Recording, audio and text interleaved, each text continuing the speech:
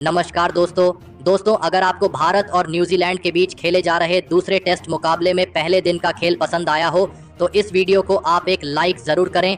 इस वीडियो का like target 400 like है, तो इस वीडियो को आप दिल से लाइक ज़रूर करें। दोस्तों, भारत और न्यूजीलैंड के बीच 3 मैचों की टेस्ट श्रृंखला खेली जा रही है और इस टेस्ट सीरीज के दूसरे और एक और सबसे रोमांचक टेस्ट मुकाबले में क्रिकेट इतिहास की 2 सबसे बड़ी टीमें एक दूसरे से भिड़ी। इस बार रोहित शर्मा की भारतीय टीम के सामने टॉम लैथम की न्यूजीलैंड की टीम खड़ी थी। इस रोंगटे खड़े कर देने वाले महामुकाबले में न्यूजीलैंड के कप्तान टॉम लैथम ने टॉस जीता और पहले बल्लेबाजी का फैसला लिया और भारतीय टीम को पहले गेंदबाजी के लिए आमंत्रित किया। उसके बाद रनों की बारिश करने के इरादे से न्यूजीलैंड के 2 दिग्गज ओपनर बल्लेबाज मैदान में उतरे। न्यूजीलैंड के कप्तान टॉम लैथम और डिवॉन कॉनवे के कंधों पर इस महामुकाबले में अपनी टीम को एक विस्फोटक ओपनिंग शुरुआत दिलाने की बहुत ही बड़ी जिम्मेदारी थी और न्यूजीलैंड की इस ओपनिंग जोड़ी ने इस मुकाबले में भी आते ही भारतीय गेंदबाजों पर रन बनाना शुरू कर दिया और एक मजबूत साझेदारी अपनी टीम के लिए बनाई। भारतीय गेंदबाजी शुरुआती ओवरों में इस साझेदारी को तोड़ने में नाकामयाब दिख रही थी, लेकिन तभी भारतीय टीम के सर्वश्रेष्ठ स्पिन गेंदबाज रविचंद्रन अश्विन ने विरोधी कप्तान टॉम लैथम को ही एलबीडब्ल्यू आउट कर दिया। कप्तान टॉम लैथम 22 गेंद में 15 रन बनाकर आउट हो गए। न्यूजीलैंड की इस ओपनिंग साझेदारी के टूटने के बाद अब विल यंग बल्लेबाजी करने मैदान में उतरे थे और फिर यहां से सेट हो चुके डिवॉन कॉनवे के साथ मिलकर फिर एक बार विल यंग ने अपनी टीम के लिए एक और मजबूत साझेदारी बनाना शुरू कर दिया और फिर से भारतीय टीम पर दबाव बढ़ा दिया। डिवॉन कॉनवे इस मुकाबले में भी भारतीय टीम को कड़ी टक्कर दे रहे थे और भारतीय गेंदबाजी पर आसानी से रन बना रहे थे। अब यह साझेदारी लगातार मजबूत होती जा रही थी, जिसने भारतीय कप्तान रोहित शर्मा की तक परेशानियां बढ़ा दी थीं। दोनों ने मिलकर अब अपनी टीम को 76 रनों पर पहुंचा दिया था, लेकिन तभी फिर एक बार गेंदबाजी पर आए रविचंद्रन अश्विन ने ही विल यंग को ऋषभ पंत के हाथों कैच आउट कर दिया। विल यंग 45 गेंदों में 18 रन बनाकर आउट हो गए। रविचंद्रन अश्विन की घातक गेंदबाजी से बचना न्यूजीलैंड के बल्लेबाजों को मुश्किल हो रहा था, लेकिन अब पहले टेस्ट मुकाबले में न्यूजीलैंड के जीत के हीरो रचिन रविंद्र बल्लेबाजी के लिए मैदान में उतरे थे और फिर यहां से दोनों ही बेहतरीन फॉर्म में चल रहे इन 2 न्यूजीलैंड के बल्लेबाजों ने फिर एक बार भारतीय गेंदबाजी के सामने एक और मजबूत साझेदारी बनाना शुरू कर दिया। रचिन रविंद्र और डिवॉन कॉनवे की इस जोड़ी ने फिर एक बार भारतीय कप्तान रोहित शर्मा को सोच में डाल दिया था। अब आसानी से भारतीय गेंदबाजी के खिलाफ न्यूजीलैंड की टीम को रन मिल रहे थे और फिर इसी बीच डिवॉन कॉनवे ने अपना एक और धमाकेदार अर्धशतक पूरा कर लिया। डिवॉन कॉनवे की इस खतरनाक बल्लेबाजी ने भारतीय टीम के हर एक गेंदबाज पर दबाव डाल दिया था। तो वहीं अब रचिन रविंद्र भी मैदान में पूरी तरह सेट हो चुके थे और भारतीय गेंदबाजी के सामने बड़े शॉट खेलते दिख रहे थे। भारतीय कप्तान अपनी गेंदबाजी में अब लगातार बदलाव कर रहे थे, लेकिन भारतीय टीम को अब सफलता नहीं मिल रही थी। देखते ही देखते दोनों की 50 रनों की साझेदारी भी पूरी हो गई। रचिन रविंद्र और डिवॉन कॉनवे की इस जोड़ी ने अब अपनी टीम को 138 रनों पर पहुंचा दिया था, लेकिन तभी भारतीय कप्तान रोहित शर्मा ने फिर एक बार रविचंद्रन अश्विन को गेंदबाजी पर लगाया और रविचंद्रन अश्विन ने आते ही भारतीय टीम के लिए सबसे बड़ा खतरा बन चुके डिवॉन कॉनवे को ही ऋषभ पंत के हाथों कैच आउट कर दिया। डिवॉन कॉनवे 141 गेंदों में 76 रनों की शानदार पारी खेलकर आउट हो गए। भारतीय टीम के रविचंद्रन अश्विन ही ऐसे गेंदबाज थे जो न्यूजीलैंड के बल्लेबाजों के लिए मुश्किलें खड़ी कर रहे थे और रविचंद्रन अश्विन ने इसी एक अहम मौके पर एक बड़ी सफलता अपनी टीम को दिलाई थी। अब बल्लेबाजी के लिए डेरियल मिचेल मैदान में उतरे थे और फिर यहां से रचिन रविंद्र और डेरियल मिचेल की इस जोड़ी ने फिर एक बार भारतीय गेंदबाजी के सामने एक और साझेदारी बनाना शुरू कर दिया। न्यूजीलैंड का कोई भी बल्लेबाज भारतीय टीम के सामने कमजोर नहीं पड़ रहा था। भारतीय गेंदबाजी लगातार इन 2 बल्लेबाजों के लिए मुश्किलें खड़ी कर रही थी, लेकिन इसके बावजूद अब यह साझेदारी लगातार मजबूत हो रही थी। डेरियल मिचेल और रचिन रविंद्र की बल्लेबाजी ने फिर एक बार भारतीय गेंदबाजी को बैकफुट पर धकेल दिया था। मुश्किलें अब भारतीय कप्तान की बहुत ही ज्यादा बढ़ चुकी थीं। रचिन रविंद्र इस मुकाबले में भी भारतीय टीम के लिए एक बड़ी मुसीबत साबित हो रहे थे और फिर इसी बीच रचिन रविंद्र ने अपना इस मुकाबले का एक और अर्धशतक पूरा कर लिया। भारतीय गेंदबाजी अब एक बहुत ही बड़ी मुश्किल में थी, क्योंकि रचिन रविंद्र भारतीय गेंदबाजी को सेट होने का कोई भी मौका नहीं दे रहे थे। डेरियल मिचेल और सचिन रविंद्र की इस साझेदारी ने अब न्यूजीलैंड की टीम को 197 रनों पर पहुंचा दिया था। लेकिन तभी गेंदबाजी पर आए वाशिंगटन सुंदर ने भारतीय टीम के लिए मुश्किलें खड़े करने वाले सचिन रविंद्र को ही क्लीन बोल्ड कर दिया। सचिन रविंद्र 105 गेंदों में 65 रनों की गजब की पारी खेलकर आउट हो गए। सचिन रविंद्र का एक बड़ा विकेट वाशिंगटन सुंदर ने एक अहम मौके पर भारतीय टीम को दिलाया था। अब भारतीय गेंदबाजी के पास इस मुकाबले में वापसी करने का एक शानदार मौका मिल चुका था। अब बल्लेबाजी के लिए टॉम ब्लेंडल मैदान में उतरे थे, लेकिन वाशिंगटन सुंदर ने अपने अगले ही ओवर में टॉम ब्लेंडल को भी क्लीन बोल्ड कर दिया।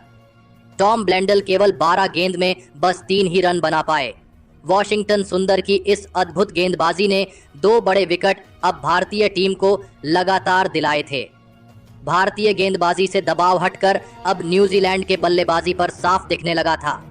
अब न्यूजीलैंड की टीम की तरफ से ग्लेन फिलिप्स बल्लेबाजी करने मैदान में उतरे थे, लेकिन तभी दूसरे छोर पर सेट हो चुके डेरियल मिचेल को भी वाशिंगटन सुंदर ने ही एलबीडब्ल्यू आउट करवा दिया।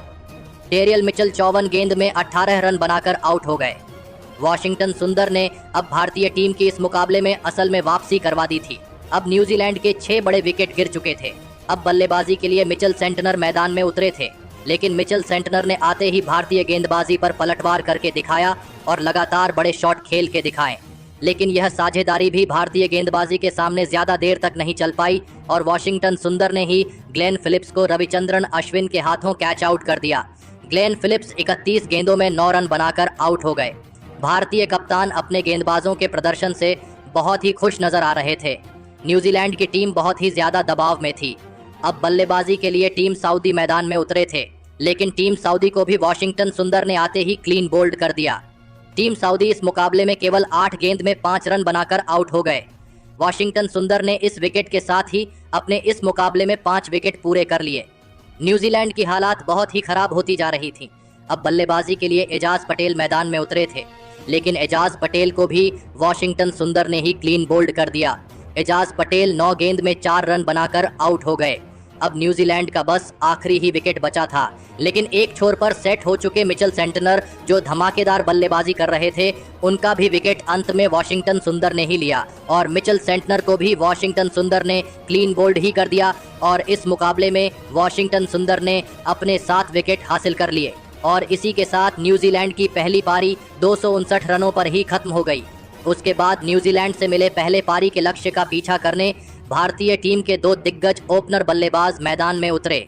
यशस्वी जायसवाल और भारतीय कप्तान रोहित शर्मा के कंधों पर इसे महामुकाबले में अपनी टीम को एक शानदार ओपनिंग शुरुआत दिलाने की बहुत ही बड़ी जिम्मेदारी थी। लेकिन भारतीय टीम की इन उम्मीदों को पारी की शुरुआती ओवरों में ही न्यूजीलैंड की तेज गेंदबाजी ने तोड़ दिया और गेंदबाजी पर आए टीम सऊदी ने भारतीय कप्तान रोहित शर्मा को ही क्लीन बोल्ड कर दिया।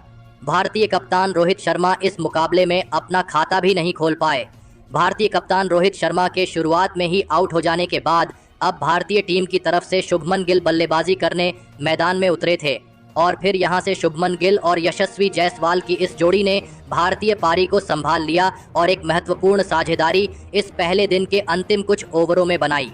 दोनों ही खिलाड़ी न्यूजीलैंड की गेंदबाजी को कोई और विकेट नहीं देना चाहते थे और भारतीय टीम के इन 2 बल्लेबाजों ने ऐसा ही करके दिखाया और इस पहले दिन के अंत तक भारतीय टीम ने 16 रन 1 विकेट के नुकसान पर बना लिए हैं, जहां पर भारतीय टीम अभी भी 243 रनों से न्यूजीलैंड के पहले पारी से पीछे है। लेकिन दोस्तों, इस टेस्ट मुकाबले के पहले दिन भारतीय टीम ने न्यूजीलैंड की टीम को कड़ी टक्कर दी, जहां पर भारतीय गेंदबाजी ने सभी का दिल जीत लिया और इस भारतीय गेंदबाजी के असली हीरो साबित हुए वाशिंगटन सुंदर, जिन्होंने इस मुकाबले में न्यूजीलैंड के हर एक बल्लेबाज को दबाव में रखा। वाशिंगटन सुंदर ने इस पहले दिन न्यूजीलैंड के 7 बड़े विकेट हासिल करके एक बड़ा इतिहास रच दिया और इसी के चलते यह पहला दिन भारतीय टीम के नाम रहा।